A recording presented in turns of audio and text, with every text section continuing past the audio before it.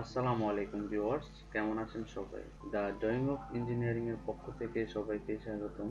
আমরা আজকে আলোচনা করব মাস্টারক্যাম 2017 বেসিক কিছু কমান্ড নিয়ে, অর্থাৎ কনফিগারেশন বা সিম্পল সেটিংগুলি নিয়ে আজকে আলোচনা করব। ওপেন হওয়ার পর প্রথমে আমরা চলে যাব হচ্ছে ভিউতে। ভিউতে যাওয়ার পর দেখেন আমাদের এখানে এক্স ওয়াই এবং জেড এর তিনটা অরিজিন পয়েন্ট অর্থাৎ সেন্টার পয়েন্ট আমাদেরকে দেখাচ্ছে। আমরা চাইলে অনেক সময় এটা থাকে না, এটাকে যখন আমরা শো করতে চাই তখন আমরা এই যে দেখেন শো অ্যাক্সেস এ ক্লিক করলে এটা চলে যায়। আবার যখন এখানে আবার আমরা শো অ্যাক্সেস এ ক্লিক করবো দেন এটা এসে পড়বে। তো আপনাদের যদি কোনো কারণে চলে যায় বা না আনতে পারেন আপনারা এখান থেকে ক্লিক করতে পারেন, অথবা কিবোর্ড থেকে F9 করলেও এটা এসে যাবে। তারপর আপনাদের যদি মনে হয় আমাদের এই এই যে টুলপাথ বারটা আছে এটাকে আমরা কেটে দিলাম, দেখেন এটা যে কেটে গেছে, এখন আমাদের এটা আনা দরকার। তখন আমরা কি করবো, সেম ভাবে ভিউতে যাওয়ার পর টুলপাথে ক্লিক করবো, দেন এই অংশটা এসে পড়বে। ওকে, এই দেখেন এখন এটা মুভ হয়ে আছে, এটাকে আমরা এখন টপ ভিউতে নিতে চাই। তো টপ ভিউতে নেওয়ার জন্য সরাসরি এখানে টপ ভিউতে ক্লিক করলে হবে, অথবা রাইট বাটনে ক্লিক করলে টপ ভিউ আসবে, টপ ভিউতে দিয়ে দিলে টপ ভিউ হয়ে যাবে। বা এখান থেকে আপনার আইসোমেট্রিক ভিউ, টপ ভিউ, যে কোনো একটা ভিউতে আপনারা সহজে চলে যেতে পারবেন। তারপর আমরা চলে যাবো কনফিগারেশনে। কনফিগারেশনে যাওয়ার পর দেখেন প্রথমে আসবে হচ্ছে অ্যানালাইজ। অ্যানালাইজে আসলে অ্যানালাইজে আমরা দেখেন এন দেওয়ার পর 1 2 3 আছে, অর্থাৎ এন মানে একটা সংখ্যা দেওয়ার পর দশমিকের পর তিনটা ভ্যালু আসবে এটা বোঝানোর জন্য। দেন আমরা দুইটা ভ্যালু চাচ্ছি, তিনটা দেবো না, এখানেও দুইটা করে দেবো। এবং এখানে মিলিমিটার দেওয়া আছে, মিলিমিটারকে আমরা ইঞ্চি করতে চাচ্ছি। দেখছেন আমাদের এখানে ইঞ্চি হয়ে গেছে। সেম ভাবে আমরা যদি আবার এটাকে মিলিমিটার করতে চাই তাহলে আমরা ইঞ্চিকে মিলিমিটার করে দেব, এখান থেকে আমরা মেট্রিক করে দেব, ওকে করে দেব, দেন মেট্রিক হয়ে যাবে। আমরা যদি আবারও কনফিগারেশনে যাই, দেখেন ক্যাট সেটিং, এগুলো আপনারা চেঞ্জ করবেন। আমরা সরাসরি চলে যাবো হচ্ছে চাইনিং এ। চাইনিং এ যাওয়ার পর আমাদের এটা আসবে, প্রথমে আসবে ডিফল্ট। ডিফল্ট হচ্ছে ধরেন আমরা অনেক সময় সলিড ওয়ার্ক থেকে 3D স্টেপ ফাইল নিয়ে মাস্টার গেমে কাজ করে থাকি, প্রোগ্রাম করে থাকি। তো যদি 3D প্রোগ্রামটা আমরা বেশি করে থাকি তাহলে আমরা ডিফল্টে 3 দিতে পারবো। অর্থাৎ আমরা যখন প্রোগ্রাম করতে যাবো তখন সহজে আমাদের 3D বস্তুকে প্রোগ্রাম করতে চাচ্ছি এটা বুঝে যখন আমরা 3D দিয়ে রাখতে পারি। বা ধরেন যে আমরা মাস্টার কেমে ড্র করে মাস্টার কেমে প্রোগ্রাম করতে চাচ্ছি বা অলওয়েজ আমরা এই কাজটাই করবো, দেন আমরা সি প্ল্যান সিলেক্ট করে রাখতে পারি। তবে 3D দিয়ে রাখলে আমার মনে হয় যে ভালো হয়। আমরা সাধারণত জটিল কাজগুলি 3D তে সলিড ওয়ার্কে কইরা তারপর 3D তে নিয়ে আসা কাজ করে থাকি। তো তো আমাদের জন্য এটা বেটার। তারপরে এখানে যে স্পিন্ডল আরপিএমটা আছে, যে আপনার ক্লকওয়াইজ ঘুরবে নাকি অ্যান্টি ক্লকওয়াইজ ঘুরবে এগুলি। তারপর নিচে আছে হচ্ছে আপনার জিগজ্যাগ কাটবে, মানে প্রথমে কোনটা দেওয়া থাকবে, জিগজ্যাগ দেওয়া থাকবে নাকি ওয়ান ওয়ে। জিগজ্যাগ মানে ওয়ান ওয়ে আমরা যখন আপনাকে প্রোগ্রাম করাবো দেন এইগুলির মিনিংস বুঝিয়ে দেবো। যখন এগুলি চেঞ্জ করা দরকার লাগবে তখন আসবো। আমরা পরবর্তীতে এটা আরেকটা ভিডিও দেখবো, প্রথমে আমরা সিম্পল কিছু দেখে যাই। তারপরে এই যে দেখেন চাইনিং এর প্লাস আইকনে ক্লিক করবেন, দেন চাইনিং সম্পর্কে আরেক কিছু থাকবে, এটাও আসে পড়বে। তারপর আমাদের আছে হচ্ছে কালার্স।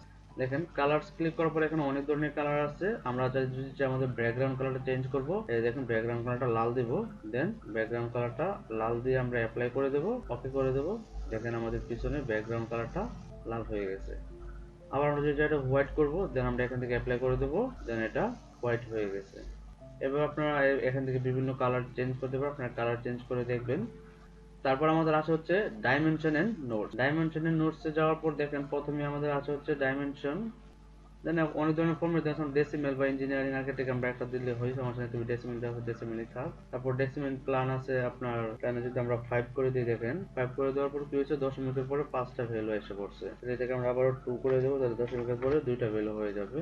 দেন এখানে স্কেল আছে, আপনারা চাইলে স্কেলটাও চেঞ্জ করতে পারেন, করে আপনারা অ্যাপ্লাই দিতে পারেন। যে কোনো কিছু করার পরে এখানে আমরা অ্যাপ্লাই দিয়ে দিলে ভালো হয়, তাহলে আর কোনো কারণে পরিবর্তন হওয়ার সম্ভাবনাটা নাই।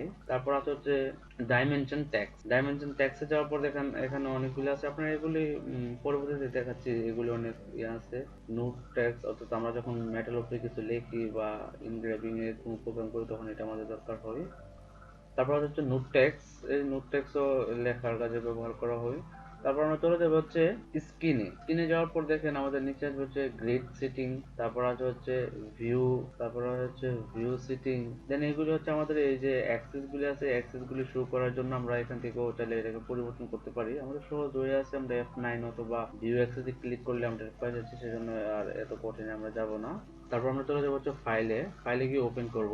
ওপেনে যাওয়ার পর ধরেন যে আমাদের মাস্টারকেমে আগে কোনো প্রোগ্রাম করে রাখছে, ওই প্রোগ্রামগুলিকে আমরা এখন আবার নতুন করে কোনো প্রোগ্রাম করতে পারি, বা আমাদের সলিডওয়ার্ক থেকে কোনো ডিজাইন করা আছে সেই ডিজাইনটাকে এখানে এনে আমরা আবার এটাকে প্রোগ্রাম করতে পারি। তো আমরা অন্য সলিডওয়ার্কে একটা ফাইল এনে আপনাদেরকে দেখাচ্ছি।